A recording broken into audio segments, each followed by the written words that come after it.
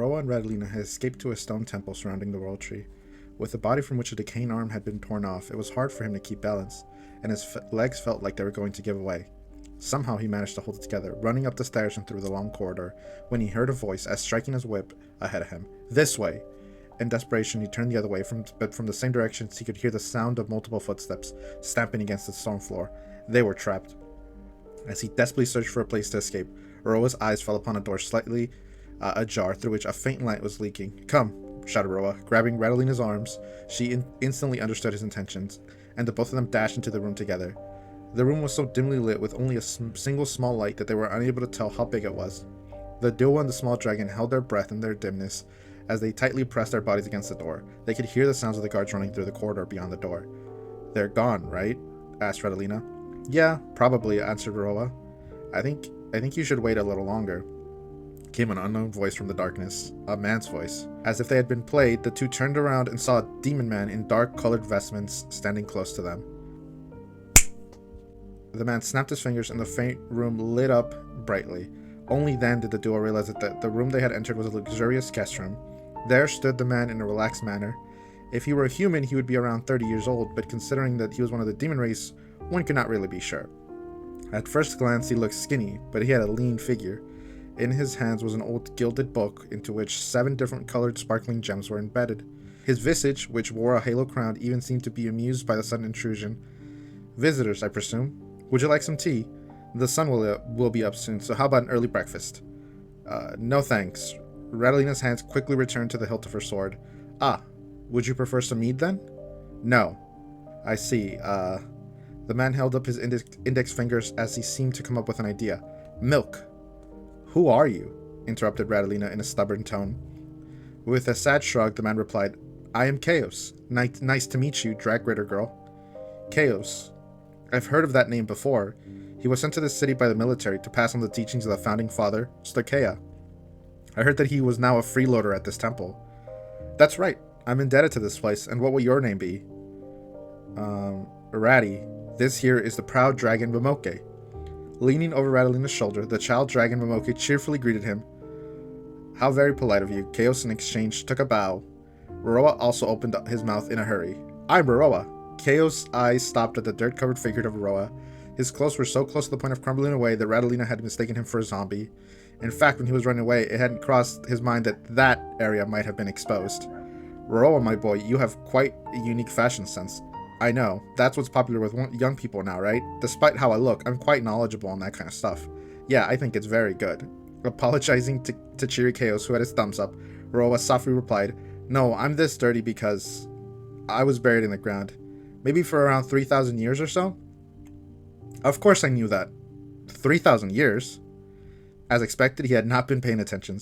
Yes, it would seem that 3,000 years have passed while I was sleeping. Even I find it a little hard to believe. Dragons have lived for thousands of years, eternally youthful and immortal ghosts. There are many species that live for long periods of time, with biroids being eternally youthful. However, they are not immortal. I do not know of any that have lived for 3,000 years. Yes, I have no clue as to what happened to me either. Kheios put his finger to his temple and pondered for a while and then let out a breath and smiled. "Then let us see for ourselves. Time that is like a torrent." With that, the book in Kheios' hand began to float while emitting a pale ring of light. As he slid his fingers across the page as if stroking them, the old pages began to roll past by themselves, coming to a stop at a certain point. "Let the memories of the long past be reflected upon my eyes." In that moment, bands of colored light overflowed from the book. They twisted and entwined, eventually forming an image of light in the air. It was a field of wheat with golden ears. The sight was so familiar to him that Aroa could not help let out a surprised voice. Indeed, this was the wheat field where he and Olivia had traveled to. Unconsciously, he reached for the image, but in the blink of an eye it had transformed into a desolate land. It was 3,000 years ago.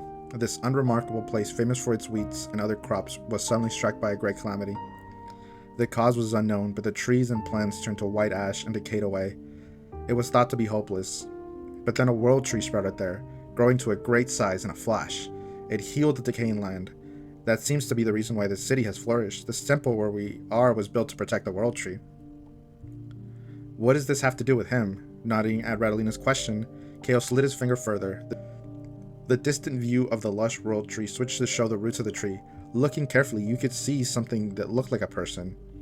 With skin brown and knotted like a tree, at first glance it looked like a tree dryad. Surely he had been cut up in a disaster. At the root of the world tree slept a wood-turned bioroid boy, and no matter what people did, he could never be awoken.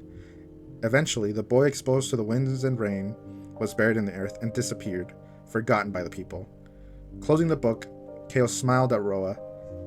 That would be you, Roa. That's probably right. Welcome to 3,000 years into the future. I'm glad to meet such a witness to history. Ah, do you want a cookie? Are you hungry? No, I'm fine. I see. Kheios' handsome visage was clouded in disappointment. Suddenly he looked up. Ah, I know. I can't leave you covered in dirt.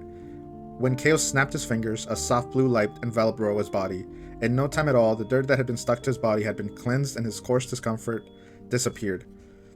Of course, his left arm had not recovered, and when he touched the cross-section, it felt like a withered tree. You look charming, but as expected, your clothes seems to have rotted away. Mikani, are you there? Yes, over here. Suddenly, a voice came from the dimness of the room, and a man emerged as if he had materialized. He was of the alien race. By human terms, he would appear to be in his mid-20s. He had white hair, and his tall, well-built body was wrapped in a white suit. The eyes behind his glasses were devoid of emotion, and together with his pale blue irises, they could be described as icy. Only the leather gloves around his hands, which were disproportionately large to his body, had a dull black sheen. I want you to prepare some clothes for him, naturally something fashionable. As you wish, Master Kheios. The man called Mikani bowed deeply and disappeared without a sound. Of course, since he was not a ghost, it would be more appropriate to say he left, but since there was little sign of him, to Roa it was as if he had vanished. Mikani is my right-hand man. He's a very good worker, taking care of my personal security, keeping my schedule, cleaning, and doing the laundry. Oh, and he also makes a delicious plum jam. Oh yeah. No thanks. With his words being guessed and declined before he could say them, Kheios' head dejectedly drooped. It seemed that he really wanted to serve Roa and Radylina some tea. In all honesty, they were not in the mood for some, nor did they have the time. Could I ask you a question? Go ahead. 3,000 years ago, I was traveling with an olive bioroid named Olivia. Do you know what happened to him? Say, for example, were there other bioroids like me who were buried in the ground?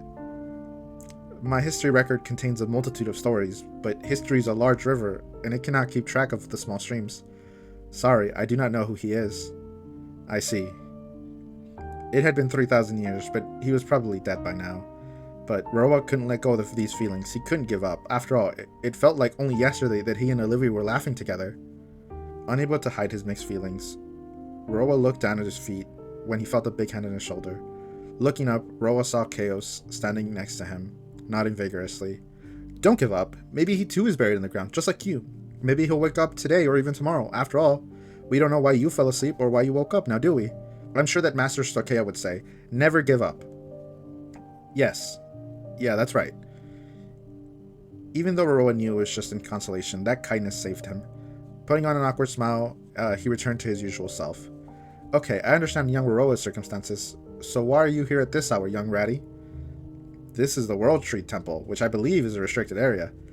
Thinking that the conversation had just been between Kheios and Roa, Radylina was caught off guard and her face stiffened. Before I knew it, I found myself here. You must be a very active sleepwalker. Ugh, she groaned, as at the very words that she had directed at Roa earlier now bounced back at her. It would seem that she was terrible at telling lies. Her confusion must have been transmitted to the dragon because Momoke was circling her shoulders, whimpering. Holding up his index finger, Kheios said, Let me guess. The fire regalis, right? You know about it? Radylina interjectedly picked herself up and immediately covered her mouth with an ah. Kheios chuckled as she could not escape. Roa, who was watching the two talk, had no clue what they were talking about. Fire... what? Fire regalis. It is said to be an immense power that brings prosperity and calamity. Of course, I've never actually seen it, so I don't exactly know what it is or what it looks like, but there seem to be many rumors about it. I heard that the Fire Regalis, with its immense power, can make anyone's wish come true, and that one of them was buried in the roots of this world tree. I see. That's why there's been so many guards out and about lately. I had no idea how such a rumor got out there, Kheios sighed. So young Ratty snuck in late at night and dug up a big catch, being young Roa. I mean, you wouldn't normally think that a person would be buried there now, would you? And the ground was glowing. I thought that this was it. Glowing? Roa responded reflexively. He could not overlook that. That's impossible. My Senna looks coldly glow, but not Rowan's. But it was glowing. He could only tilt his head to the side at Radylina's stubborn words. This was a non-negotiable part of his identity. I was asleep, so I didn't use any magic. You must have seen something wrong. It was a green flash. How could I have mistaken it? Then their conversation was interrupted by the sounds of knocking. Everyone in the area turned to see, Mikani expressionally holding an emerald green cloth while knocking on the wall with his fingers. Master Kheios. The clothes are ready. As expected of Mikani, fast at work. Now, young Roa, the night has ended. Get dressed and let's go into town. It is my duty to lead the young. Well, this is when I go bye-bye. Goodbye. Kheios forcefully grabbed Radylina's shoulder as she quickly tried to turn and leave, his smile unwavering. Young Ratty, despite how it seems, I'm quite busy. I'm not sure if I can entertain a guest from 3,000 years ago. It'd be a relief to have some pointers from a girl. This is but another chance encounter. Don't you think that you should take care of young Roa? No. Guards, there's an intruder here. Then we're set. With absolutely no intention of joining the conversation, Roa pretended not to hear them as he was getting dressed. When they stepped out of Kheios' guest room, the sky was already bright with the morning sun. They could see a flock of birds flying across the sky. There were multiple footsteps, and the guards who had been chasing Roa and Radylina appeared from the other side of the corridor. One of them, with their bayonet lowered, approached them. Master Kheios, have you seen any intruders? Who are these two? I don't think they were on the visitor list. Kheios let out an oops before the sharp gaze of the guard. That's right, Kheios held up his index finger. They're my illegitimate children. Radylina was so reluctant to the idea that she almost jumped at him, but Roa quickly covered her mouth and somehow prevented her from cursing. Puberty. They usually go, shut up, old man. Huh. I see. Sorry for the inconvenience. As such, the three of them left the sacred area and went into town. Who is Kheios? How does he know about the fire regalis? Let's find the answers we seek in the CRAY Cross Epic.